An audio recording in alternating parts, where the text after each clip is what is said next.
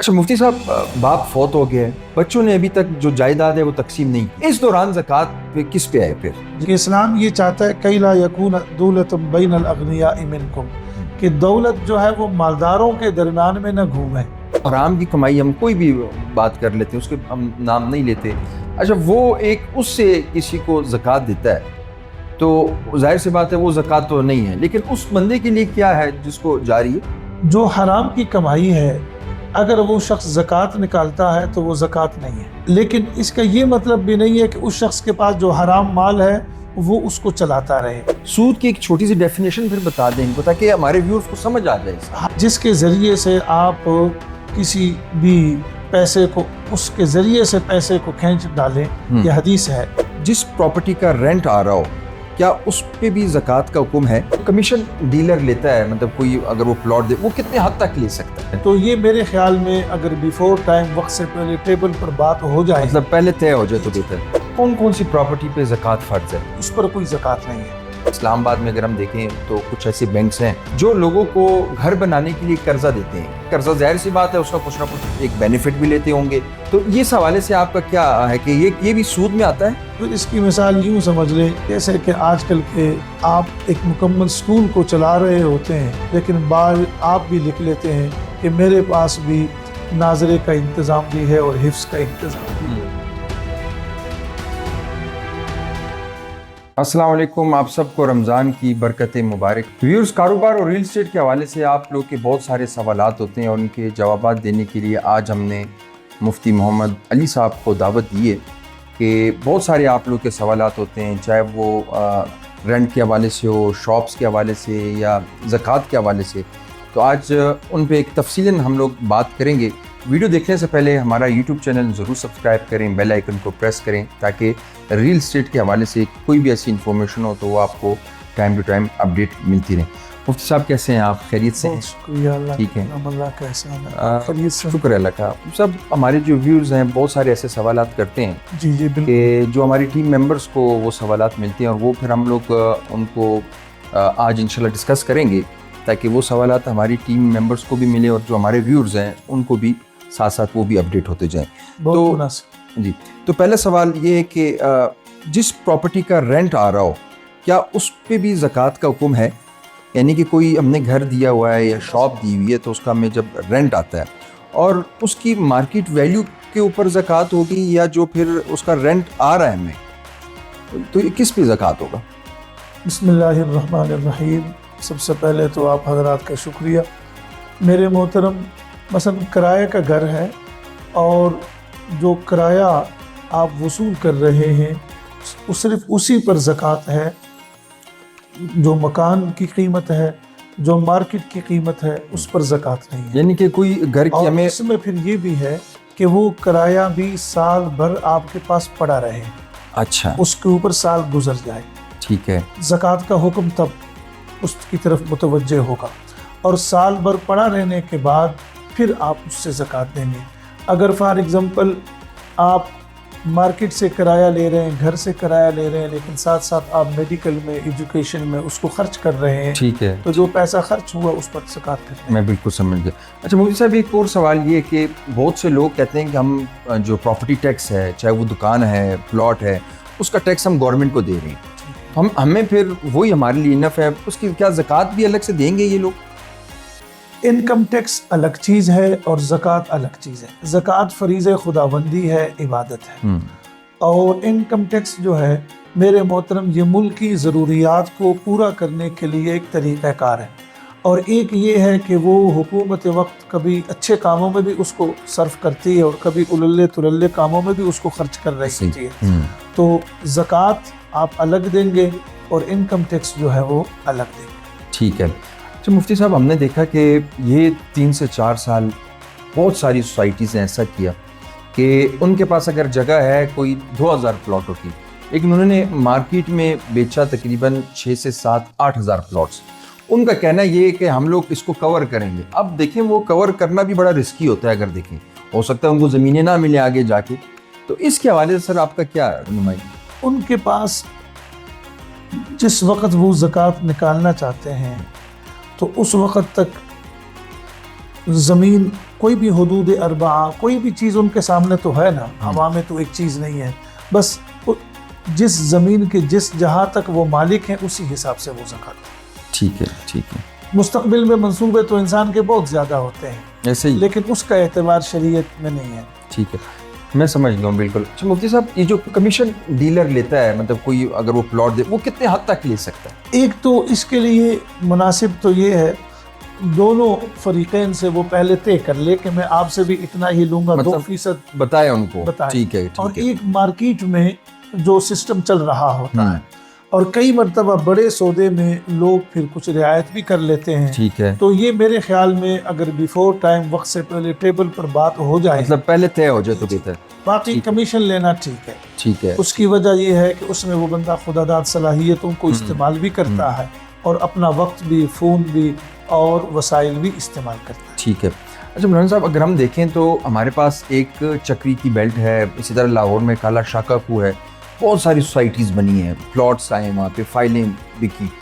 अब इस टाइम अगर देखें, उनमें से बहुत सारी ऐसी सोसाइटीज़ हैं जिसमें अगर लोगों ने 60 लाख जमा किया हुआ है, लेकिन अभी मौजूदा उसका 10 लाख भी नहीं आ रहा, तो अगर वो ज़कात देता है आगे जाके उस पर ज़कात, तो क्या वो 60 लाख पे देगा या 10 लाख पे देगा? हमेशा ज़कात जब भी आप देंगे या जो दी जाती है वो राइजुल वक्त मार्केट के मुताबिक है, उसकी जो कीमत, मसलन एक आजकल की सोना है, मैंने और आपने गोल्ड पहले जो ख़रीदा था उसकी कीमत और थी, और आज 3 लाख रुपए के करीब या उससे ऊपर फी तोला है। ठीक तो है। अब ये आदमी उसी हिसाब से जो इस वक्त मौजूदा फी तोला रेट की जो कीमत है उसी हिसाब से ये ज़कात देगा।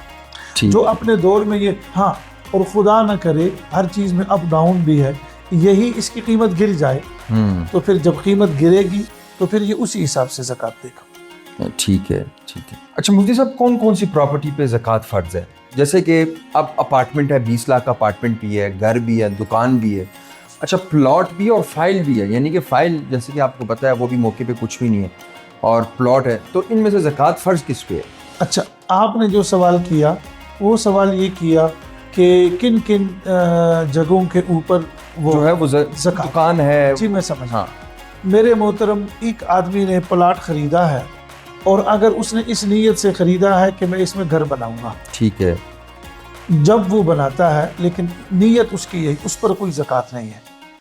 लेकिन उसने एक प्लाट ख़रीदा और उस प्लाट में उसने ये कहा कि मैं इसको बेच के और फिर आगे कोई और 10 मरले का, 20 मरले का कोई फार्म हाउस लूँगा, यूँ करूँगा, वो करूँगा, तो अब ये गोया माल है उसके पास, तो अब इस पर ज़कात है, और जब भी वो ज़कात देगा तो ये ज़कात जो है वो मार्केट में उस वक़्त जो उस जगह की जो कीमत बनेगी उसी हिसाब से ये देगा। हाँ, एक प्लाट या एक घर उसने ख़रीदा, लेकिन कभी वो कहता है मैं इसमें रहता हूँ और कभी कहता है मैं इसको सेल करूँगा, तो अब ज़कात का हुक्म इसकी तरफ मुतवज्जे नहीं होगा। ठीक है, पहले ये अपना इरादा जाहिर करेगा, उसी के मुताबिक चलेंगे। ठीक है। तो गोया कि तिजारती जो प्लाट हैं वो रेंट ए कार की तरह है। एक आपके घर में गाड़ी खड़ी है, घर में जो गाड़ी खड़ी है उस पर तो ज़कात नहीं है, लेकिन शोरूम में जो आपने गाड़ियाँ खरीदी है अब उन पर ज़कात। ठीक है। अच्छा मुफ्ती साहब, हम तो बहुत दफ़ा लोगों को कह चुके हैं, जब हमसे वो कोई दुकान की बात करते हैं, अपार्टमेंट की बात करते हैं किस्तों पे, क्योंकि हम लोग ज़्यादातर हमारे पास जो हम दे रहे हैं, प्लाजे दे रहे हैं, ज़्यादातर जो हम लोग शॉप्स, अपार्टमेंट्स या घर बना के दे रहे हैं वो किस्तों पे हैं। लोग उन शॉप्स का या किस्तों एडवांस पे हमसे कहते हैं कि हमें इसका किराया दिया जाए। तो मैं, आप हमारे लिए भी बड़े काबिल एहतराम है, हमारे व्यूअर्स के लिए भी बड़े काबिल एहतराम है, तो उनके लिए आपका क्या मैसेज है कि क्या वो उस सूद की कैटेगरी में आता है वो चीज़ कि एक चीज़ अभी बन रही है या बननी है या अंडर प्रोसेस है और वो उसका आपसे किराया क्लेम करे? हम लोग तो मना करते हैं, हम लोग उनको कहते हैं कि हम ये ऑफ़र आपको नहीं दे रहे, लेकिन मार्केट में बहुत सारे लोग दे भी रहे हैं, और आपको भी इसका भी अंदाज़ा होगा कि हम पिछले 2 से 3 साल बात करें तो वो लोग ज़्यादातर ख़त्म हो चुके हैं जो ये ऑफ़र देते रहे। तो इस हवाले से आपका क्या मैसेज है? मेरे मोहतरम, अगर आपने जो जगह उनको आप किस्तों के ज़रिए से दे रहे हैं, अगर आप उससे उस वक्त फ़ायदा भी उठा रहे हैं तो फिर उस फ़ायदे में तो आप उस बंदे को शामिल कर लें। बिल्कुल। और अगर आप फ़ायदा नहीं उठा रहे हैं तो फिर वो आपसे मुतालबा नहीं कर सकता कि मुझे आप किराया दें, چونکہ ابھی وہ صرف اور صرف ڈھانچہ ہی ہے. ایسے ہی جب بعد میں آپ اس کو چابی بھی دے دیں گے اور جب بعد میں وہ جگہ بن بھی جائے گی تو پھر وہ خود بھی کرایہ پر دے یہ سکتا سود میں آتا ہے. یہ سود ہے. جب تک آپ کا اور اس کے درمیان میں وہ سلسلہ مکمل نہ ہو جائے تو درمیان میں وہ آپ سے کرایہ کا مطالبہ نہیں کر سکتے. ٹھیک ہے. سود کی ایک چھوٹی سی ڈیفینیشن پھر بتا دیں ان کو تاکہ ہمارے ویورز کو سمجھ آ جائے. ہر وہ قرضہ یا ہر وہ پیسہ جس کے ذریعے سے آپ کسی بھی پیسے کو اس کے ذریعے سے پیسے کو کھینچ ڈالیں، یہ حدیث ہے، تو گویا کہ وہ سود ہے. مثلا میں نے بینک میں 1 لاکھ روپے رکھے ہیں اور میں یہ چاہتا ہوں کہ اسی پیسے کے بدلے میں مجھے وہ 1300 روپے یا بینک والے جو کچھ دیتے ہیں، یہ سود ہے. اس کی وجہ یہ ہے کہ اسلام یہ چاہتا ہے کہ لا یکون دولت بین الاغنیاء منکم، کہ دولت جو ہے وہ مالداروں کے درمیان میں نہ گھومے، وہ باہر بھی آ جائے. اچھا. وہ باہر، اور باہر آنے کی مثال میں یوں دوں گا، جیسے ایک آدمی کارخانہ دار ہے اور وہ زکوٰۃ نکالتا ہے. آپ دیکھتے ہوں گے کہ رمضان المبارک میں اچھا خاصا بازاروں میں رش بھی بڑھ جاتا ہے. اس کی ایک وجہ یہ بھی ہے کہ غریب کی قوت خرید بڑھ جاتی ہے. تو جب آپ زکوٰۃ نکالتے ہیں، یہ کارخانہ دار اس کا جوتا مارکیٹ میں جاتا ہے، بالکل یہی غریب آدمی مارکیٹ میں جا کر اس جوتے کو خرید لیتا ہے، اور اسی کارخانہ دار کا وہی کوئی ملازم شام کو جا کر اس سے اگرائی کر کے وہی پیسہ واپس لے آتا ہے. وہ پیسہ پھر واپس کارخانہ دار کو آ گیا، لیکن اس سے کارخانہ دار کا بھی نظام چلا، مارکیٹ میں جو دکاندار بیٹھا ہوا ہے اس کا بھی نظام چلا، اور ساتھ ساتھ غریب کا بھی کام ہو گیا. بالکل. لیکن جب پیسہ آپ ادھر بینکوں میں رکھ لیں گے تو غریب تر ہو جائے گا، اور پھر امیر جیسے کہ ایک انویسٹر ہوتا ہے، وہ انویسٹمنٹ کرتا ہے، تو اس کو اگر ہم دیکھیں، اب وہ جو انویسٹمنٹ کرتا ہے وہ اس میں نفع بھی ہو سکتا ہے اور نقصان بھی ہو سکتا ہے. ایسا ہی اگر وہ صرف فائدے کی اس میں سوچے کہ مجھے نفع ہوگا پھر تو سود ہے، لیکن وہاں پہ ایک رسک بھی ہے، وہاں پہ نقصان بھی ہو سکتا ہے. تو یہاں پہ دونوں پیرل چل رہے ہیں. اس میں میرے خیال میں پھر یہ سود نہیں ہے کہ اس میں بھی ہے. اس میں نہیں ہے. اور ہمیشہ کاروبار ہونا بھی ایسا ہی چاہیے. ٹھیک ہے. کہ اس میں دونوں چیزیں شامل ہیں. بالکل. کیونکہ آپ صرف نفع کو رکھ لیں تو ہو سکتا ہے آپ کو نقصان ہوتا رہے. بالکل. اور یا آپ نفع کا وہ شرح کم رکھ لیں اور ہو سکتا ہے اس شخص کو اس سے زیادہ جو ہے وہ نفع ہو رہا. مفتی صاحب، یہ زکوٰۃ جو ہم دیتے ہیں تو اس کا ٹائم ڈیوریشن کیا ہوتا ہے؟ مطلب آپ کتنے ٹائم ڈیوریشن بعد دے سکتے ہیں اگر کوئی کاروبار اسٹارٹ کرتا ہے؟ میں بتاتا ہوں، 1 سال بعد آپ زکوٰۃ دیں گے. ٹھیک ہے. اور 1 سال تک جو ہے وہ آپ اس کاروبار کو چلائیں گے. اور یہ بھی نہیں ہے شروع میں آپ نے کاروبار شروع کیا 5 لاکھ سے، سال کے آخر میں آپ کے پاس 3 لاکھ رہ گئے تو آپ زکوٰۃ 3 پر دیں گے. سال کے آخر میں 5 سے کاروبار شروع کیا تھا، آپ کے پاس 7 لاکھ آ گئے، زکوٰۃ آپ 7 پر دیں گے. سال کے آخر میں جو قیمت جو آپ کے پاس بینک بیلنس ہے اسی پر آپ زکوٰۃ دیں گے. ٹھیک. اچھا، ایک آپ نے یہ سوال کیا کہ رمضان میں لوگ صرف اس لیے یہ زکوٰۃ دیتے ہیں کہ یہ چاہتے ہیں کہ جیسے رمضان المبارک میں کوئی بھی نیکی آپ کریں تو 70 درجے اس کے بڑھ جاتے ہیں، اگر آپ نفل پڑھتے ہیں تو وہ فرض ہے، اور اگر فرض تو صرف اس وجہ سے لوگ رمضان المبارک کا انتخاب کرتے ہیں. ورنہ اصل طریقہ کار تو وہی ہے کہ جس مہینے سے اس نے کاروبار شروع کیا ہے اگلے سال جب وہ مہینہ آ جائے اس میں وہ زکوٰۃ دے. اچھا مولانا صاحب، حرام کی کمائی ہم کوئی بھی بات کر لیتے ہیں، اس کے ہم نام نہیں لیتے. اچھا، وہ ایک اس سے کسی کو زکوٰۃ دیتا ہے تو ظاہر سی بات ہے وہ زکوٰۃ تو نہیں ہے، لیکن اس بندے کے لیے کیا ہے جس کو جاری ہے؟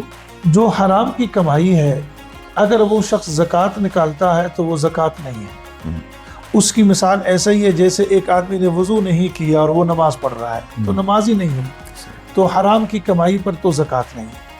لیکن اس کا یہ مطلب بھی نہیں ہے کہ اس شخص کے پاس جو حرام مال ہے وہ اس کو چلاتا رہے، بلکہ جب زکوٰۃ وہ نہیں نکال سکتا تو وہ یہ بھی کر لے کہ وہ اس حرام مال سے اپنے آپ کو بچا بھی لے، پیچھے ہٹے.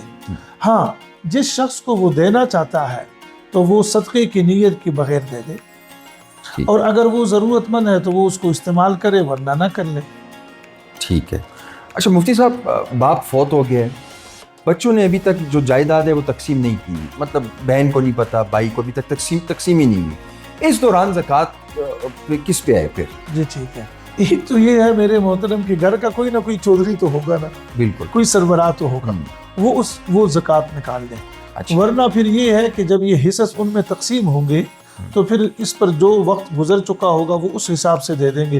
باپ تو ابھی قبر سے اٹھ کر تو نہیں آئے گا, تو یہ جو موجودہ وہ رسا ہے یہی زکوٰۃ دیں گے.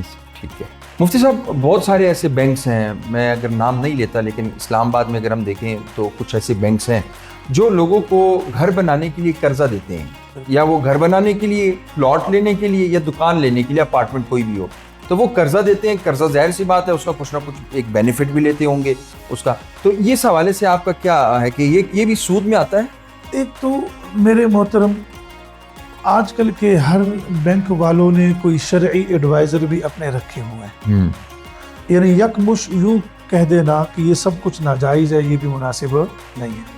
اگر ان کا کوئی اس طریقے سے سسٹم ہے اور اس کے مطابق وہ کام چلا رہے ہیں, جیسے میزان بینک ہے ان کا ایک سسٹم ہے, تو پھر تو ٹھیک ہے. اور اگر ایسا نہیں ہے تو پھر اس کی مثال یوں سمجھ لیں جیسے کہ آج کل کے آپ ایک مکمل سکول کو چلا رہے ہوتے ہیں لیکن بعض آپ بھی لکھ لیتے ہیں کہ میرے پاس بھی ناظرے کا انتظام بھی ہے اور حفظ کا انتظام بھی ہے, لوگوں کو قریب لانے کے لیے وہ مناسب نہیں ہے. اگر ان کے پاس کوئی شرعی ایڈوائزر ہے, آج کل تو ایک سسٹم, تو اس میں تو گاڑیاں آج کل عام ہو گئی ہیں, آپ نے دیکھا ہوگا کہ ہر ایک بینک گاڑیاں دے رہی ہے. کہ آپ گاڑی جو ہے وہ 22 لاکھ کی ہے, لیکن وہ اگر جب پیسے اس کے کمپلیٹ ہوتے ہیں مکمل, وہ گاڑی آپ کو 35 سے 36 لاکھ کی پڑ جاتی ہے. بالکل ایسا ہی ہے, لیکن یہ ایسا ہے کہ ہم یہ کہتے ہیں کہ گاڑی آپ بینک کے مقابلے میں اس کا متبادل مارکیٹ میں موجود ہے, اگر آپ ان سے گاڑی لے لیں تو یہ زیادہ بہتر ہے. لیکن وہ تو کیش پہ ہے, قسطوں پہ تو نہیں ملتی. نہیں, قسطوں پہ بھی مارکیٹ میں بھی کئی شو روم والے کئی سسٹم رائج ہیں. مفتی صاحب وہ تو کچھ نہ کچھ اوپر رکھیں گے نا پیسے, ایسا تو نہیں کریں گے 10 لاکھ کی گاڑی ہے 10 لاکھ بھی قسطوں پہ ہی. نہیں, وہ تو پھر شریعت نے آپ کو ادھر بھی اجازت دی ہے کہ یہ کیمرہ ہے, اگر یہ آپ مجھ سے براہ راست اس میں لینا چاہتے ہیں نقد میں تو اس کی قیمت اور ہوگی. بالکل. اور اگر آپ ادھار لینا چاہتے ہیں تو میں اس کی قیمت کچھ بڑھا بھی سکتا ہوں, کیونکہ آپ تو پھر اس سے فائدہ اٹھائیں گے, لیکن میرے پاس تو خانہ خالی ہو گیا ایسے ہی جس میں نے یہ رکھا ہوا تھا. تو اس لیے قسطوں کے کاروبار میں بھی آپ لوگ جو کچھ منافع رکھتے ہیں اس کی بنیادی وجہ یہی ہوتی ہے. تو اگر وہ بینک سے میں نے آپ سے یہ گزارش کر لی کہ ان کا اگر ایک پراپر نظام ہے, ٹھیک ہے, تو اسی کے مطابق پھر یہ وہ میں بالکل ان کا ایک اچھا سسٹم ہے, انہوں نے پھر ایک سسٹم کو چلایا. یہ میرے خیال میزان بینک نے بنایا ہوا ہے, میزان بینک نے بھی ہے, اور بھی اسلامی بینک ہے, فلاں ہے. تو اگر ان کا ایک سسٹم ہے اور اس کے مطابق آپ چل, چونکہ باہر ممالک میں تو کوئی بھی کام آپ قرضے کے بغیر کر ہی نہیں سکتے. ٹھیک, بالکل. لیکن وہاں اجازت ہے. اس کی وجہ یہ ہے کہ وہاں آپ کے پاس متبادل نہیں ہے, یہاں کچھ متبادل صورتیں بھی ہے, اس وجہ سے یہاں ذرا سوچ سمجھ کر بندہ بینک کی طرف چلا جائے. ٹھیک ہے. اچھا مفتی صاحب, ایک اور چیز میں یہ پوچھنا چاہ رہا تھا, جس طرح کہ سونا اور چاندی پہ ایک زکوٰۃ جو ہے مقرر ہے کہ آپ نے اتنی دینی ہے, اتنا آپ کے پاس سونا ہے تو آپ نے اتنی زکوٰۃ دینی ہے, 7.5 تولے ہے, 52 تولے چاندی. تو اسی طرح جو پلاٹ ہے یا دکان ہے اس کو پھر ہم اسی کو دیکھ کے اس پہ بھی ہم ریشو نکالیں گے, اسی ریشو نکالیں کہ اتنے پیسے ہوں تو آپ پہ پھر زکوٰۃ ہے. ٹھیک ہے. تو یہ کچھ سوالات ہیں جو ہمارے ویورز جو ہماری ٹیم ممبر سے ایسے سوالات پوچھتے, پھر ہم نے ایک نوٹ کیے اور آج مفتی محمد علی صاحب نے اس کے جوابات بھی دیے. اگر آپ کے پاس بھی کوئی سے ریلیٹڈ کوئی کویسچن ہے, مفتی صاحب سے کچھ آپ پوچھنا چاہتے ہیں, ہمارے کمنٹ باکس میں ضرور شیئر کیجیے گا. آپ سوال وہاں مینشن کریں ہمارے کمنٹ باکس میں, ہم اس پہ انشاءاللہ تعالیٰ الگ سے ایک ولاگ کریں گے, الگ سے ایک پوڈ کاسٹ کریں گے, تاکہ آپ لوگ کی بہتر سے بہتر ہم لوگ رہنمائی کر سکے. آپ سب کا بہت شکریہ مفتی صاحب, بہت شکریہ. اللہ آپ کو خوش رکھے.